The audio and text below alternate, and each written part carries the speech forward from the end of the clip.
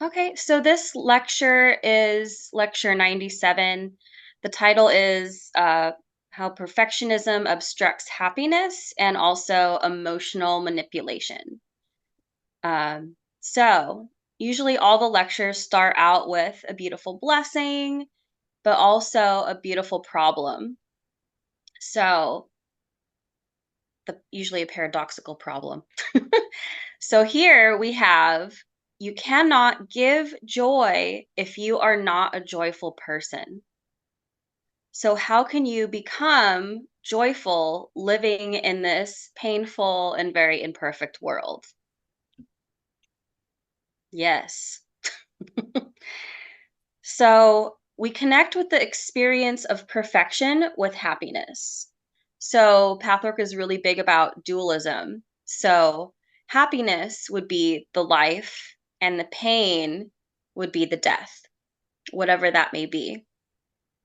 So, this can be conscious or unconscious. And remember, it's a perception of life versus death. Because to say life versus death sounds very dramatic, but it's like the little ego, the wounded child experience. So underneath that, there's an inner demand for perfection. So the experience of perfection is like this tightly held childish need that actually ends up alienating us from ourself and others because it's unrealistic, it's tight. And so feelings like joy and love, unity are very expansive. So once this tightness comes into our channel, now we've prohibited life force, our joy, our connection with others, and all those natural talents and all the natural beauty that makes us ourselves. So the promise then is that, yay, we can have this rich life full of joy, and we derive joy from experiencing life, but in a way in which that we're growing as people, as beings, as our soul. And this feeling just builds and builds on itself like a benign circle. So you do not have to be problem free and already perfect to live fully. To increase your awareness, to grow steadily in your capacity for a full emotional experience. All you have to do is see yourself and evaluate what you see and make inner choices based on that. So, something that we need to call forth for and pray for, ask for help with, is flexibility and the willingness to adapt to change. And also, it's really important on this path to call in our higher selves to ask for help. And you can notice more and more when you feel that tight rigidity, like you could even say something so simple as, I'm noticing, I'm aware that I am angry about this current situation, be it about myself or someone else. And I would like to have a different experience here. What is the truth? How can I relax? How can I lower my defenses? And just taking a pause. And so the more that we do this self observation, taking the pause, the quicker you start to move through things. It's not, this life is never going to be perfect. The emotional reactions will be here as long as you're here. So it's just about moving through them and allowing the softness. So the softness is another aspect of the higher self positive perfection versus the hard, rigid, forcing perfectionism based on images and ideals that may have arisen organically within yourself, but also from external sources. So the ideal of perfection, living in America, like what is perfection in America? Go, go, go, achieve, money, power, you got to have it all. And you have to be busy all the time. So this doesn't sound very relaxing, does it?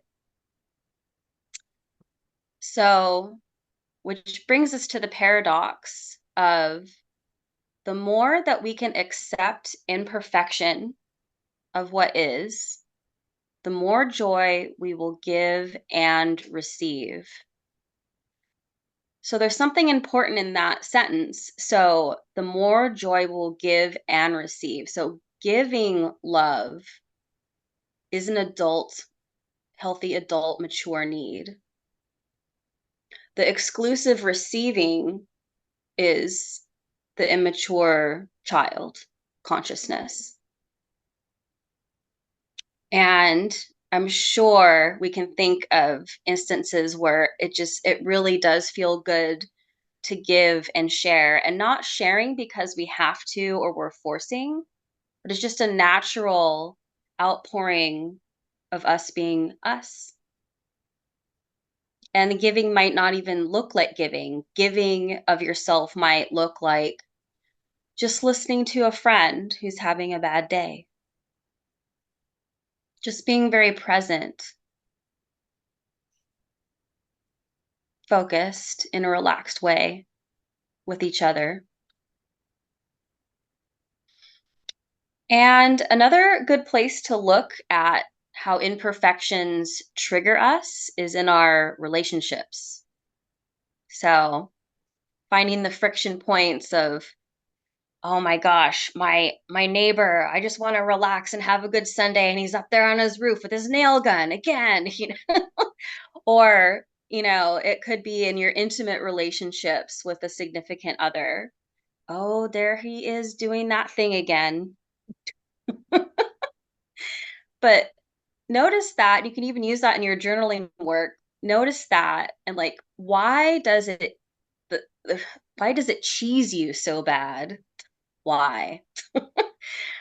Because them just being themselves is affecting your happiness. And so that's triggering defense. So there's a misconception that other people have to be perfect in order for you to have your perfect life, your happiness. So a good spot to also look at and a starting point is, ironically, I'm calling it a blind spot. So we're going to look at our blind spots. So this might take some work, some feeling into, some meditating, reflective work. Where is there a lack or unfulfillment? Where have you even shut down the awareness that you have these longings, these wants?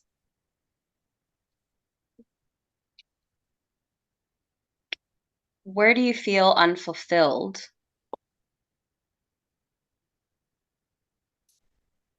And now we're starting to trickle into the emotional manipulation.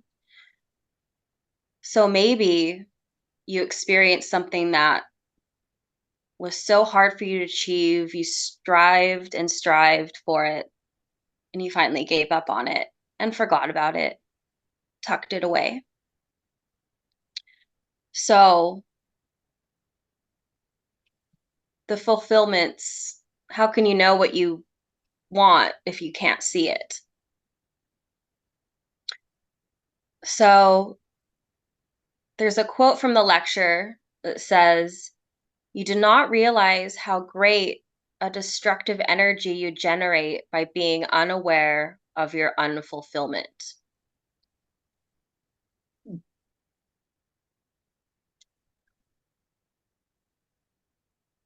So how great a destructive energy.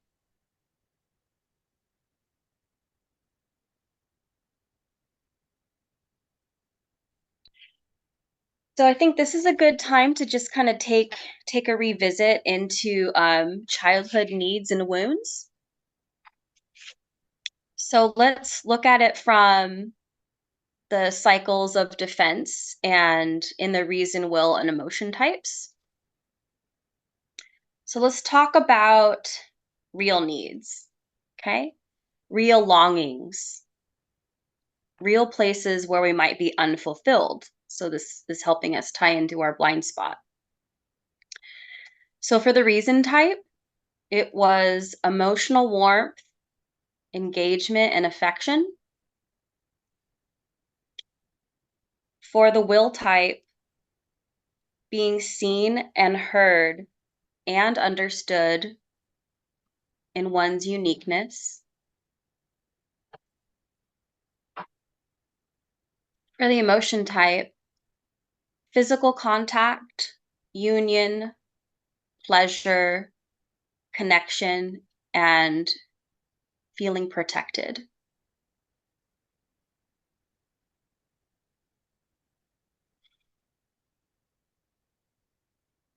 So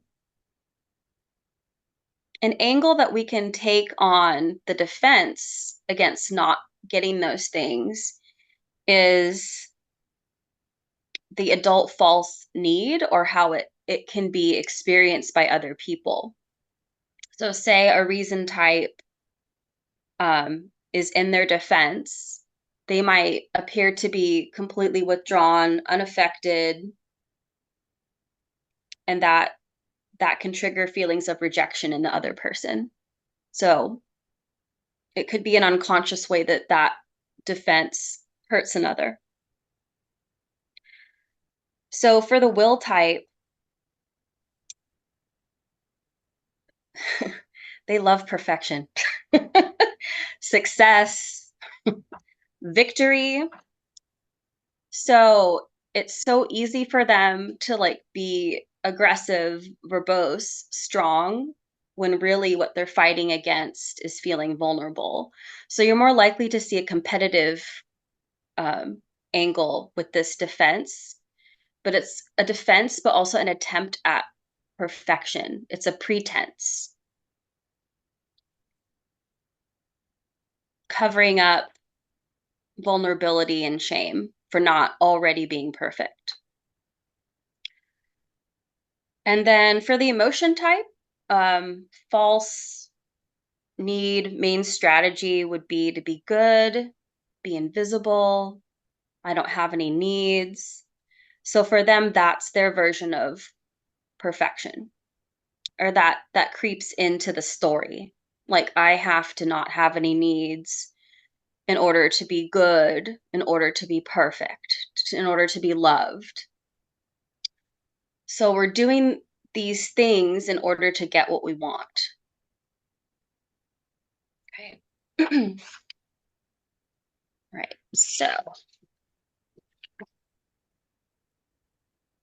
So when we're thinking about these things, our core strategies, we can't work on it if we can't see it, right?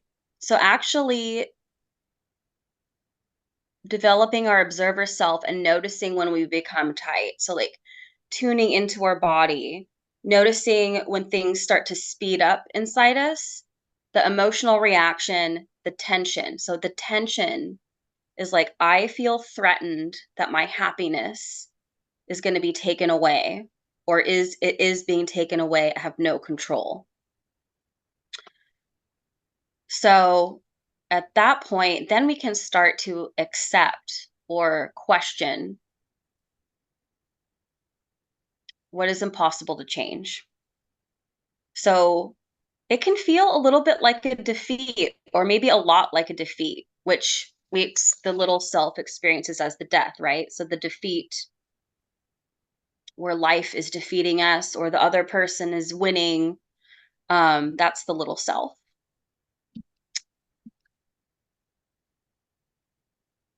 But this is the foundation. This is why we're going over this. So this is the foundation with which we go forward from.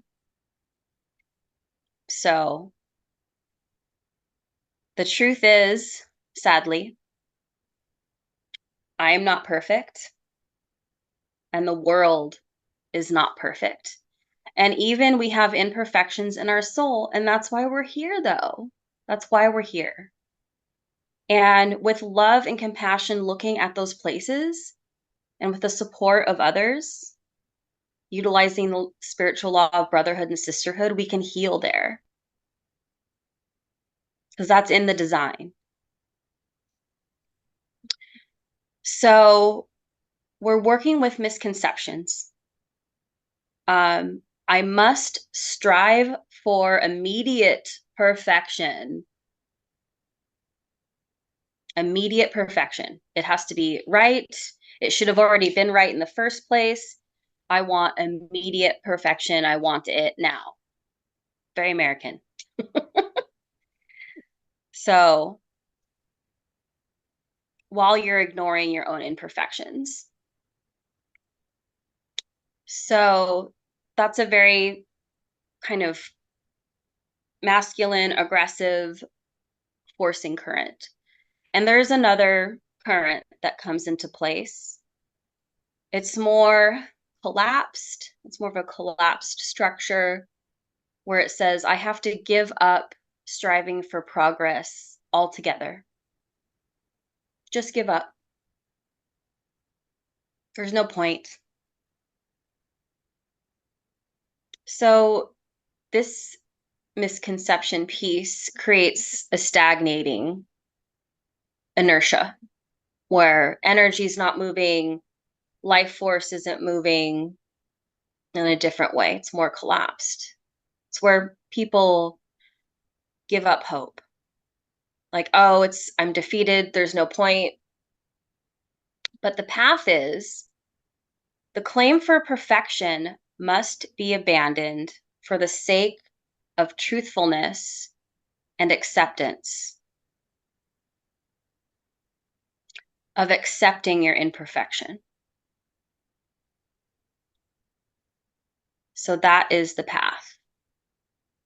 The humility of giving up perfectionism, the honesty to pay the price for developing slowly into a more genuinely perfect being are indispensable prerequisites.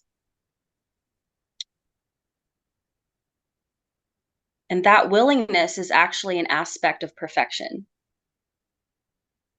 The willingness to be imperfect and move slowly. So it's like perfectionism is more of a goal orientation, attaining, being perfect. And the healthy experience of perfection is more relaxed. It's a path. It's step by step. Each thing building on itself. So keep in mind when we're starting out on this part of the path that we might notice things like anger with yourself, feeling frustrated, and a little voice that starts to say, oh, I should have been aware of this already. I should have realized this years ago. I should already be there. And that's okay because you were blind before and you couldn't even see the things that you're doing to yourself and the things that you're doing to others. So when that little voice that requires instant perfection comes up, just remember to be compassionate with yourself. And again, you were utterly blind before. So I want to go over a couple of aspects that are associated with the ego perfectionism. So these are a list of things that basically make growth and change impossible. And it creates a rigid wall. So it's like there's a wall preventing you from connecting with your divine self and also from connecting with other people. And all the birdies and kitties and around you. And we like them. We want to connect with them. So when you're in this egotistic perfectionism, you're in the illusion that there's a limited quota of perfection available. So you ferociously guard your own perfection and take it away from others in order to reach your goal. So again, that competitive, comparative experience.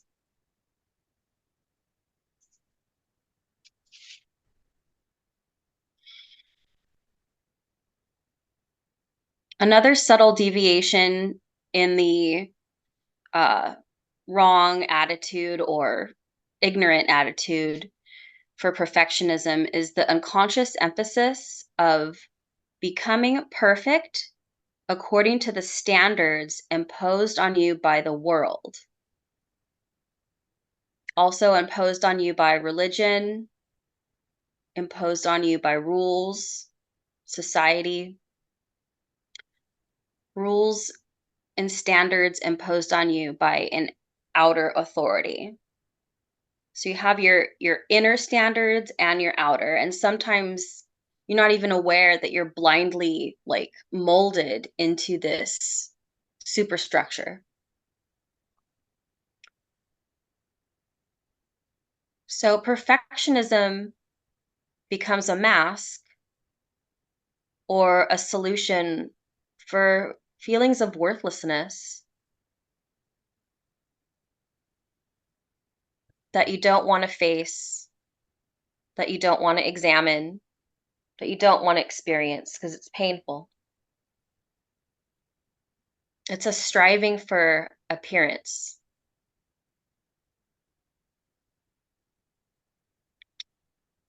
So some other things that are associated with the perfectionism of the ego is haste, unhealthy shame, feeling worthless. It's static, like non-moving, non-flowing.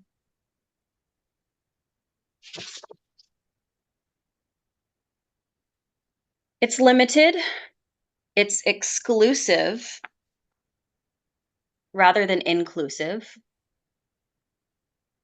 It's tight, it's rigid, there's pride,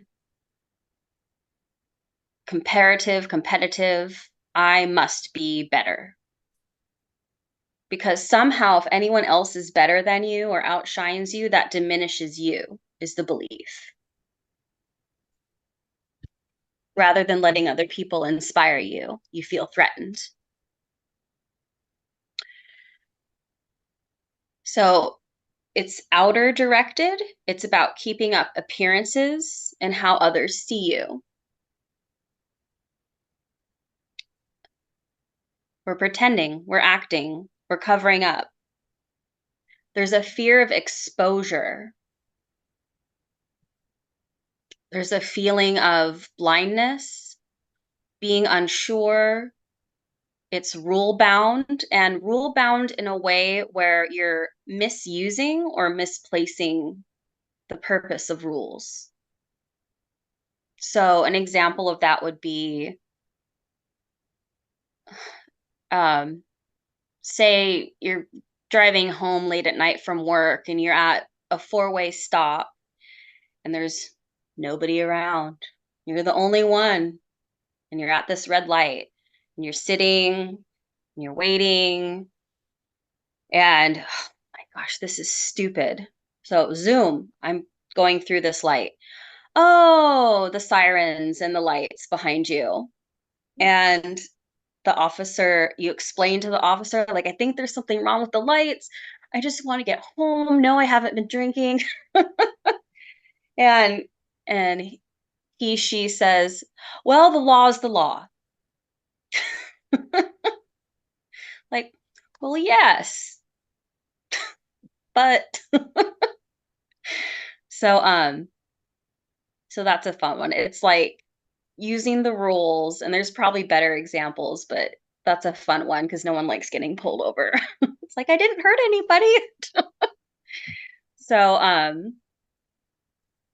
but even this step of just looking at the aspects of the ego part of how we're in distortion with perfectionism in our relationship to it, um, is a step forward. And we can't do everything all at once. So the guide says this many times in the lecture. We can't do this all at once. And even the awareness of that human imperfection is a source of joy and rejoicement because it like takes the pressure off. It's like, oh, okay. And then I can breathe more, and then there's less pressure, and I can create more awareness of my reactions. So I think this would be a good point to actually do some writing. There's more to the teaching, but I want to help you guys get some stuff written down. So I have some questions. Where and how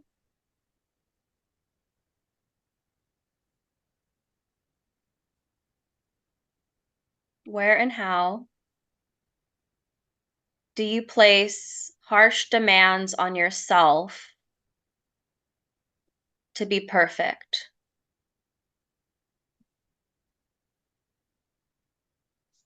What are some of the, you could even call it like, what is your ISI, your idealized self-image, telling you to be, how to act, what to be? How must you always be?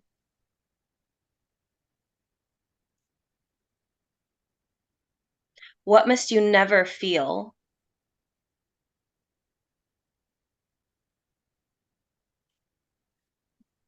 And could probably make a nice healthy list on that. Another part of this is how and in what ways has family, society, outer authority demanded that you be perfect?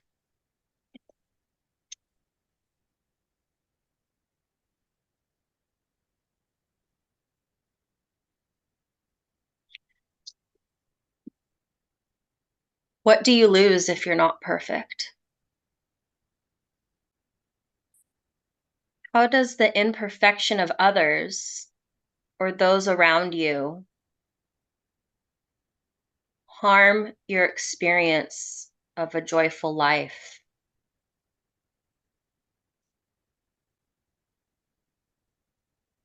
An experience of, I can't be happy because they're infringing upon my happiness.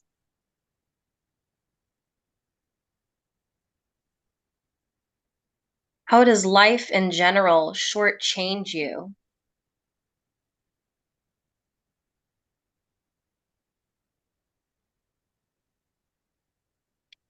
What are your complaints and resentments about life or fate?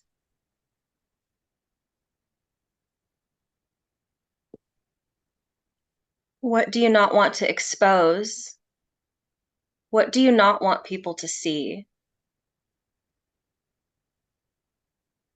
What,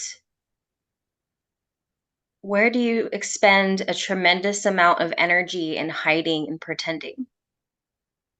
And it may not even feel like a big expenditure, but where's the inkling of a fear of exposure?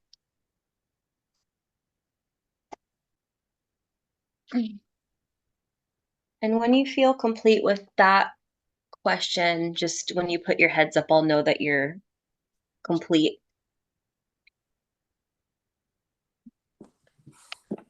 Can you restate the one about life shortchanging me? Yeah. What was that thought? Yeah. So how does life shortchange you? Basically, what are your complaints about the imperfection of life in general? Those imperfections taking from you. You've been shortchanged by life itself. That big thing around you. And what are your complaints and resentments about life, about fate?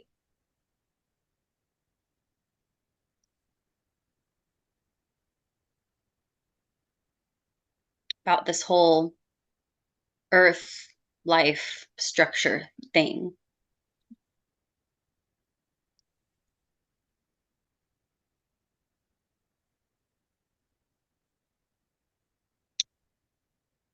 There might even be some rage there.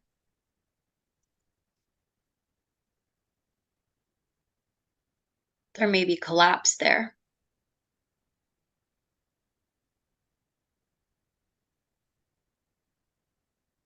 Utter helplessness.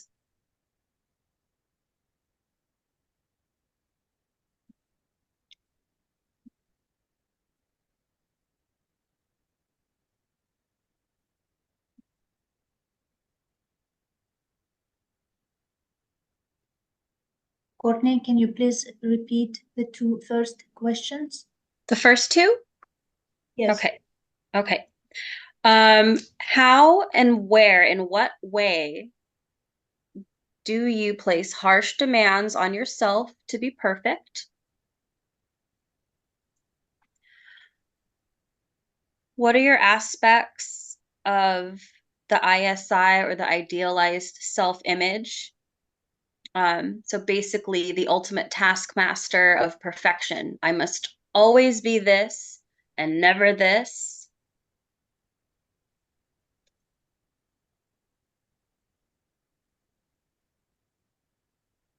And the ISI is usually connected with the childhood. So the child got hurt.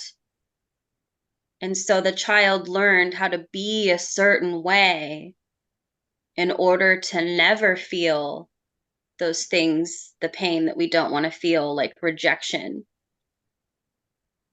absence of love,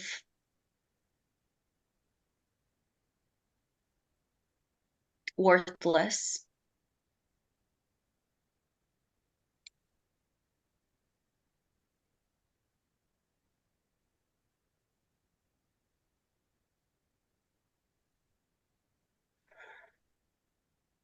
And then there was a second part to that, which was how and in what ways has family, society, oh, okay, you got that. Okay, cool.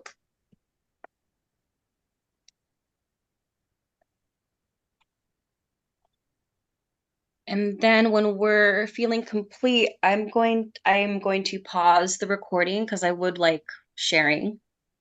So just a thumbs up when you feel.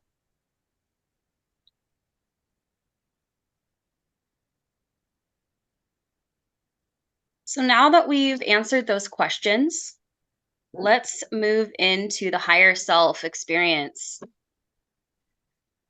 So from the lectures 97, if there is even such a thing as a higher self point of view of perfection, it would be that being perfect and wanting to be perfect is love.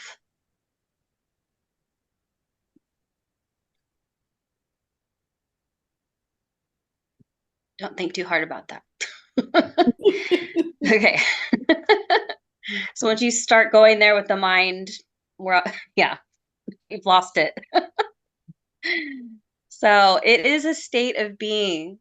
So it's an experience of the inner freedom and security that to make it possible for you to spontaneously decide when to be soft, when to be strong, and or assert a position if you need to. So it's like this malleable, relaxed, spontaneous, natural, organic that's very intuitive, very connected, very wise. So perfection is an ever-changing flux. One thing is not in opposition to another. So these are all hallmarks of the perfection of the higher self. So one thing is not in opposition to another. Again, it's wise. It's associated with beauty, love. It's all inclusive. It's unitive. It's an undivided reality where what is good and desirable for one person is also good for others. So it's like we've moved from this I'm taking from them, they're taking from me, to like, this is good for me, this is good for everyone. It's like the cliche of like, oh, everyone wins, like in a negotiation. Everyone wins. So there's an expansive nature to this feeling. It's wide, it's open, and there's no rigid rules. Mm. And this is in alignment with spiritual law, because if you read the spiritual law lecture, it talks about how there's many times in many of the lectures how the guide will say, like, no, like you're looking for a hard and fast rule, and something could be perfect and works in this situation, and it might be inappropriate in another. So it's a relaxed state of being in which no fear, no pride, or self-will exists, because it harbors within itself a state of deep recognition that contains respect and love for the self just as much as for all other creations. No proving is necessary.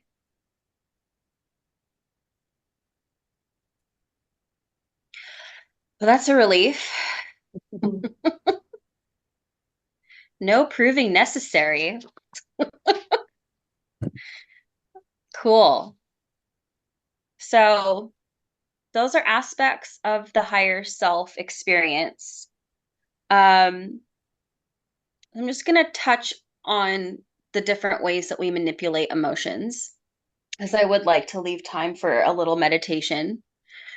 So the forcing currents come out from strongly repressed needs, right?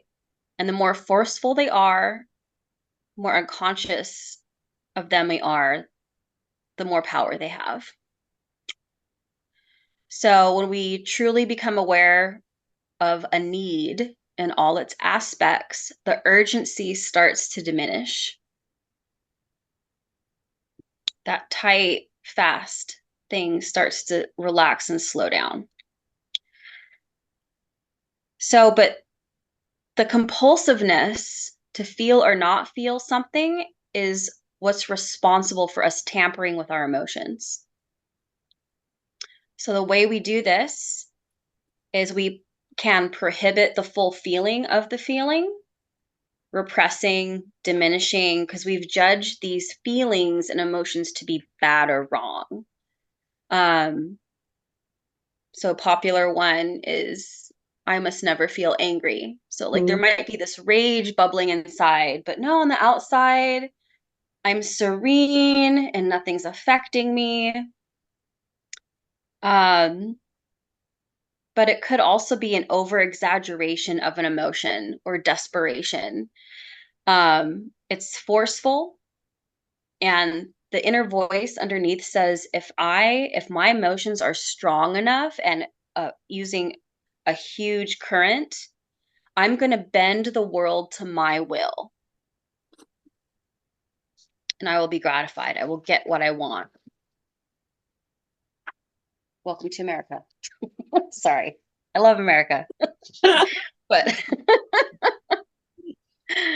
so again, since we realize that these feelings are imperfect, we are forcing or superimposing inauthentic emotions over them. This is a good place for journal work. But making your emotions stronger or weaker than they actually are is itself a forceful tampering and manipulation.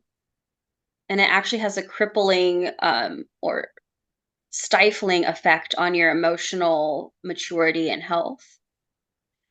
So, but what you can do, like what do we do here? So just sit back, maybe in your quiet, reflective time. Just, like your daily review, just evaluate, like, what is it that I really feel? Like, what's underneath? And it'll come organically. So remember, pride wants and needs to be perfect. The pride is I want to be perfect, and it's a subtle inner strain. But underneath pride is shame. What am I ashamed of? Where am I covering? Where do I put on a jeweled dress to cover the impoverishment that I feel inside? Self-will says I have to be perfect already. And the two things, pride and self-will, lead to pretense. Pretense is connected with fear. The voice says, if I'm not perfect, I will be unhappy, I'll be disapproved of, and not loved. Also, if the other person is imperfect, he or she will inhibit my own happiness. There's a fear of exposure that you're not as perfect as you think you should be, and your pretense starts to show up. Recovering. And this sentence was really big for me. The guide says a lot of energy gets utilized in guarding against exposure. So things like this, where we're together and we're creating a safe container to expose great growth opportunity, working with your helper, sharing with your Pathwork friends, with your spouse. These are all great chances to expose. Okay. So I'd like to end by anchoring us in the higher self experience of perfection. So go ahead and get comfortable. Breathe.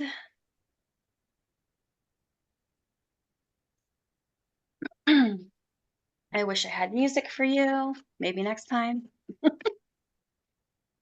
Okay, so what is the experience of perfection from a higher self point of view that we can experience right now in our body, our feelings, and our mind? Invite your real self of your most inner being. Invite your higher self, your feelings, your intuitive faculties, and your soul.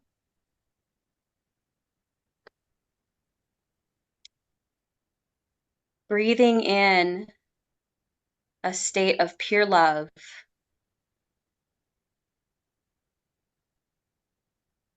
And this love furthers creation. And the great evolutionary plan is aided.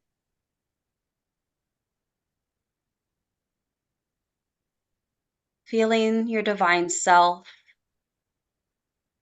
it is perfection, wisdom,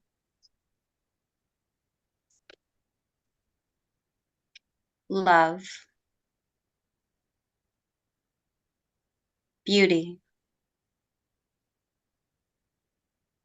unity,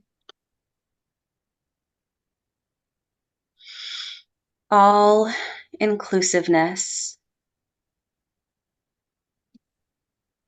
Thinking of this experience like world neighborhood.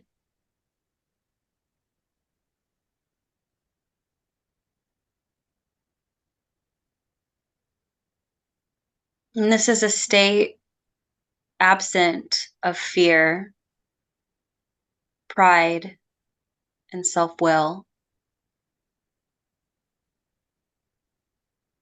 The higher self is, just for its own sake, being simple, being in purity.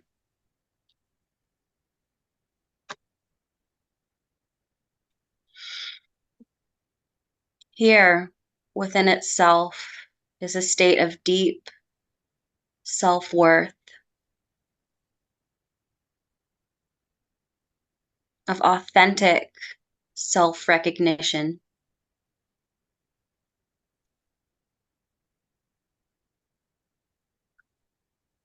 In this golden flowing container, there's honoring, respect, and love for yourself that is equal to all other creations, people.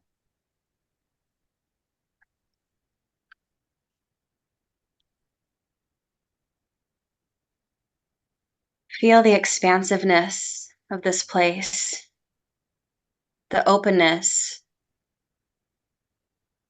beyond rigid rules and absolutes. This allows freedom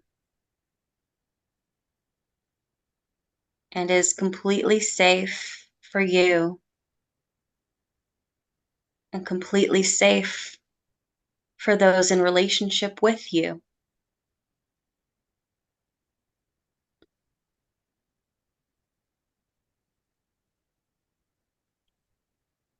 It dissolves walls. There is both softness and strength here in harmony.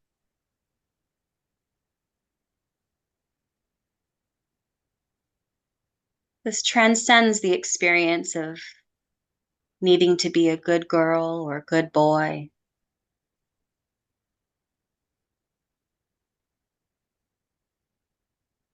So relaxed confidence without the distortion of self-righteousness. Centered,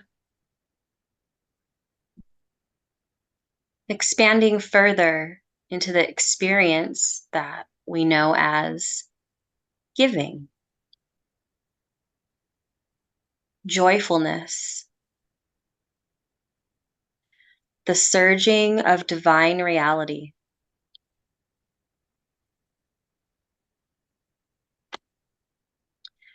This creates an experience where you're expanding in your capacity to accept you, accept other people and relationships, life, for what they are. Perfection is a breathing, living force, healing, growing, creating. The state of being expresses love, truth, justice, and beauty in a creative vitality. For being perfect and wanting to be perfect is love.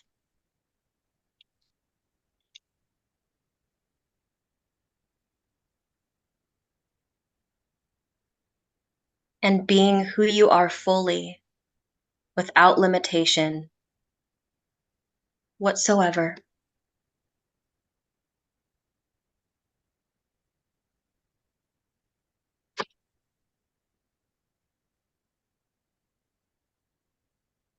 And allowing those words to filter through your soul, through your body, your heart, your solar plexus, pelvis and shoulders. Allowing that vitality to surge through your extremities and integrate with this new level of reality.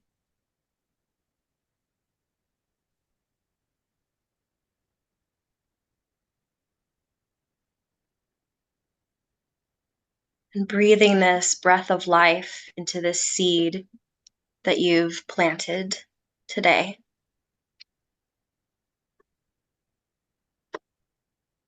And it will continue to grow and flourish.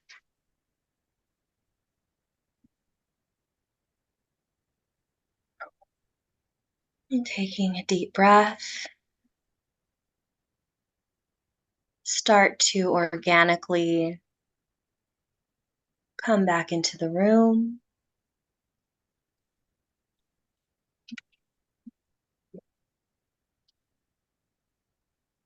And join us.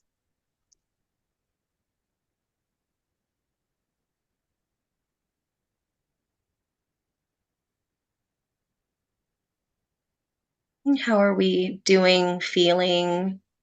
What would we like to share? And I'm going to stop our recording and call it good for those watching the recording. Blessings.